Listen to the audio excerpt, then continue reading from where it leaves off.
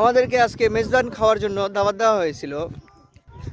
তো আমাদের মাদ্রাসার যতগুলো ছাত্র ছিল সকলেই আমরা গেছিলাম মেজবান খাওয়ার জন্য। অর্থাৎ মরার পরে যেই পোলাও বা এগুলো খাওয়া হয়, এদিকে তো গোস্ত ভাত খিলাই, তো আমরা গোস্ত ভাত খাই আসলাম।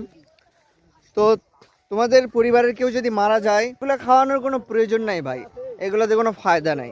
মানুষ খাইবো, চলে আইবো, দোয়া করার কেউ থাকবো না। নিজের বাবা মা মারা গেলেই তো কিছুদিন পরে দোয়া করার কথা মনেই থাকে না, মানুষের কথা তো দূরেই থাকলো। খাইলাম, নিজের স্বার্থ পূরণ হয়ে গেল, মানুষেরটা মানুষ বুঝবে। এগুলো করার কোনো প্রয়োজন নাই। গরিবের টাকা গরিবকেই খাওয়ান, ধনীদের টাকা ধনীদেরই খাওয়ান। যেমন ধরেন, যে টাকা খরচ করবেন 1 লাখ 1.5 লাখ টাকা, সেটা আপনি গরিব ধনীকে মসজিদের মধ্যে দান করে দিন, ফায়দাতে আসবে।